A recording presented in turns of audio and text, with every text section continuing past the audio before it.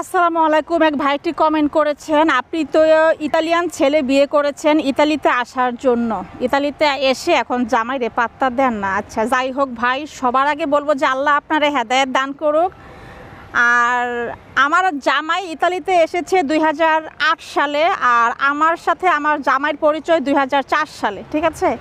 So এইটা বলার কোনো কারণ নাই যে আমি ইতালিতে আসার জন্য ইতালিতে থাকে বা একজন ইতালিয়ান প্রবাসী ছেলেকে বিয়ে করেছি ইতালিতে আসার জন্য। এটা টোটালি একটা ভুল। আর কারোর সম্পর্কে কিছু না জেনে না শুনে না বুঝে কমেন্ট করাটা আসলে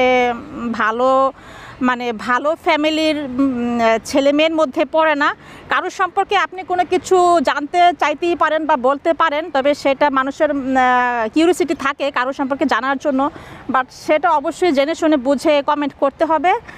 আর আমার জামাই পরে জামাই হয়েছে, আগে তো বয়ফ্রেন্ড ছিল। আমার জামাই কেন ইতালিতে আসছে এইটা নিয়ে রাগারাগি করে আমি 3 বছর আমার জামাইয়ের সাথে কোনো কথাই বলি নাই। কারণ আমার জামাই বাংলাদেশে যেই লেভেলের কাজ করত, যেই পর্যায়ে ছিল, তার মতো মানুষের ইতালি আসার কোনো প্রয়োজন ছিল না, ঠিক আছে?